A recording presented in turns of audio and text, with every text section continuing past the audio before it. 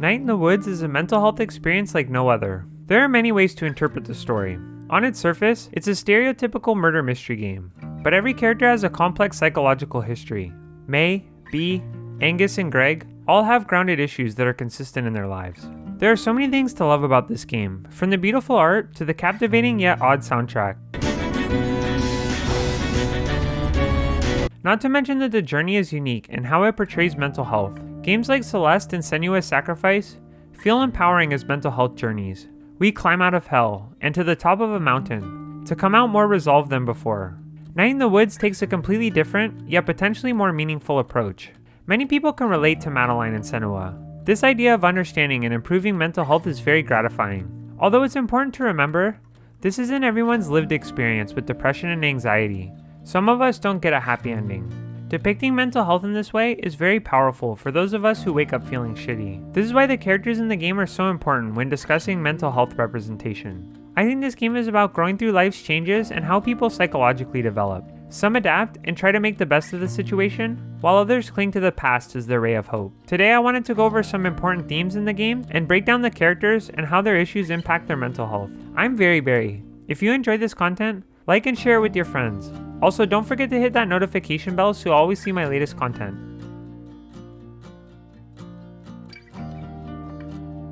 Let's briefly go over the plot, and then we'll talk about mental health. May felt stuck in her life, and decided to leave college to return to her hometown. Everyone seems a little disappointed in May, especially herself. Possum Springs is both similar and different from how she remembers it. This small Rust Belt town seems to always have the same people around. Her mental health starts to decline because of how she feels about her life. She begins to have vivid dreams and has a hard time functioning. When she goes to the Harfest, she begins to realize her old friends have lives and personal responsibilities. Bee, Angus, and Gregg have jobs now. May sulks around for a while until she notices a murder. The gang helps their friend look for the culprit. They find ghost stories at the library and search around for clues. Then the group comes across a cult. May slips and falls. Her friends are there for her when she recovers, but she sneaks out to the woods. She is confronted by the ghost that she ran into earlier. Out of nowhere, Gregg shoots it with a crossbow. They follow this figure until they find the cult. The masked group feels ostracized by the rest of the world. Palm Springs meant the world to them, but it's slowly fading into irrelevance. Sacrificing people became their solution. Our heroes leave the scene, but they are chased by the one who got shot by the crossbow. The elevator shaft falls on top of him, collapsing the mine and killing the cultists. Life moves on like usual, and things are very much the same for the characters. We don't get some big resolution as we do in other games, because life usually doesn't work that way. Now that we've briefly gone over the plot, let's talk about the psychology of Night in the Woods. The best way to break down the psychology in this game is to analyze each character. So let's start with the coolest cat in town. May has a lot of struggles in her personal life. If we are looking at this game from a psychological perspective, it seems like she may have depersonalization disorder. This disorder is characterized by a feeling of being disconnected from oneself. Sometimes feelings can be uncontrollable and overwhelming. If May had this disorder, it would make a lot of sense why she attacked the kid at her school. Also, some facial expressions she makes seem to suggest she's not always fully cognizant. According to Wikipedia, the core symptoms of depersonalization and derealization disorder is a subjective experience of feeling unreality in oneself, or detachment from one's surroundings. People who are diagnosed with depersonalization also often experience an urge to question and think critically about the nature of reality and existence. Individuals with depersonalization describe feeling disconnected from their physicality, as if the world around them is foggy, dreamlike, or visually distorted. If we contextualize this with the other imagery in the game, things start to come together. May has anxiety and panic about what she is doing. She has vivid dreams about existentialism and tries to find a broader meaning in life. Not to mention that this disorder usually occurs after a traumatic life experience. May seemed pretty close with her grandfather, so his death would have impacted her mental health a lot, especially in the later parts of the game. May seems dazed and confused because of her mental health issues. She also has a lot of friction in her personal life, which is something that people with chronic depersonalization and derealization struggle with. The outcome of beating up the kid at her school put a heavy financial strain on her family. She said that she felt blurry and she couldn't control herself. May constantly messes up and gets her friends into sticky situations. Plus she is self-conscious about her life choices and her body. Whenever she steps in front of a mirror, we get an in-depth look at her self-perception. Spreading awareness in this way is so powerful. Many games don't bother to take a hard look at their characters, but Night in the Woods feels so relatable for this very reason. I know for myself at least, when I was heavier, I would have similar feelings to May. I was disgusted by myself compared to how I looked in the past. Another thing the game does well is showing how jarring and disorienting mental health struggles can be. Take sleeping, for example. Some of us take rest for granted. It's our body's recovering, no big deal, right? Although for some people who have severe mental health battles, sleep is a reprieve like no other. Constantly being bombarded with sounds and interactions when we are struggling can be crippling. All of it is too much. It's overwhelming, but sleep is a way out. When May is laying in bed, we hear peaceful music and tranquil ambient noises. However, when she wakes up, things are very different. She looks tired and frantic, drained from having to struggle through another morning. I think that May's environment doesn't help her with some of her issues. She already feels self-conscious about dropping out of school, without the other characters constantly throwing it in her face. Even portraying this is important to some extent though, because it illustrates how our most vital resources can be toxic. Speaking of toxic relations, let's talk about B's character. Beatrice has very different issues from May. When B's mom died, she didn't have the luxuries that her closest friend did. She had to grow up hard and fast because her father was catatonic after the loss of his wife. So her new life began working at the old pickaxe. Her father's store is the last thing they have left to survive. She feels sad and seems like she's suffering from depression. She had to sacrifice her dreams of going away to college. B worked so hard in school, and she ended up being valedictorian. All of this effort was tossed down the drain when her mom passed. Now she has to work her butt off to survive. She has to do all sorts of odd jobs outside of work to pay the bills. Her entire outlook on life seems pretty cynical yet grounded. When May encourages her to tell a spooky story, B's mind goes to the landlord evicting her. Considering her financial situation, she doesn't have time to entertain fairy tales.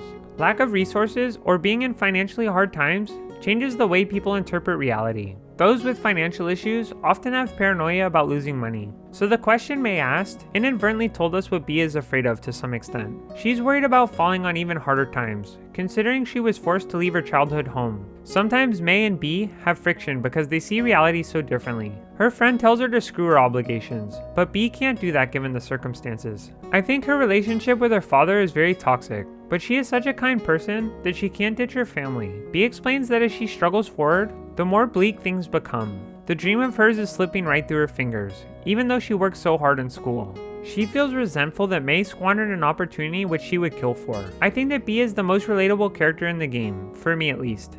We have all had a dream that didn't come to fruition because things were out of our control. To have what we want, to be so close that we can reach out and grab it, only for it to be taken away. It's gratifying to see someone with this relatable plight, to know we aren't alone in the falling. Sometimes life happens and we don't get to choose our path forward. But at least May's influence and friendship genuinely changed B, which is very uplifting all things considered. Even though B's life isn't fulfilling to her, she can find some meaning in the doom of it all. May understands life sucks too. By acknowledging their shared pain, they can become closer as friends and bolster each other's confidence. While these two were very lucky enough to have one another, one character wasn't as fortunate.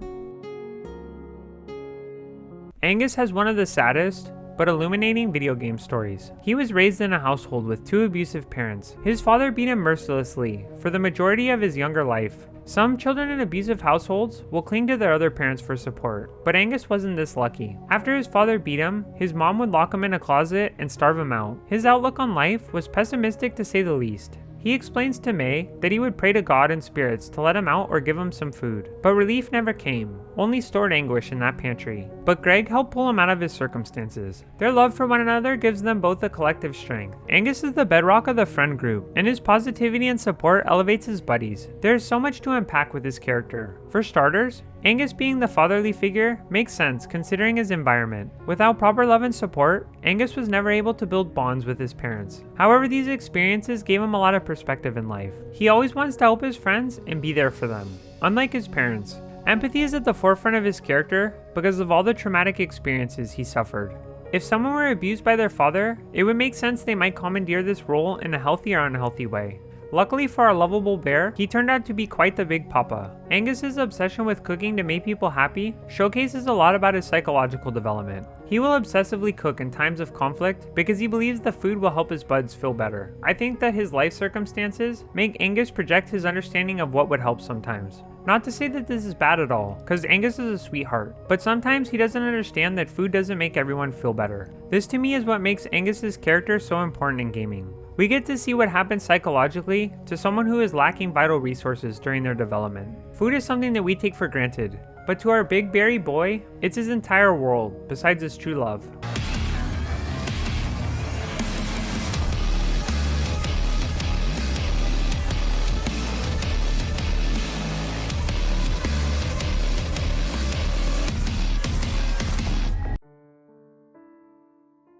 Now that we've gone over the main characters, I want to talk about how the world of Night in the Woods embodies psychology. The design of the map can feel very similar to people who are depressed from my perspective.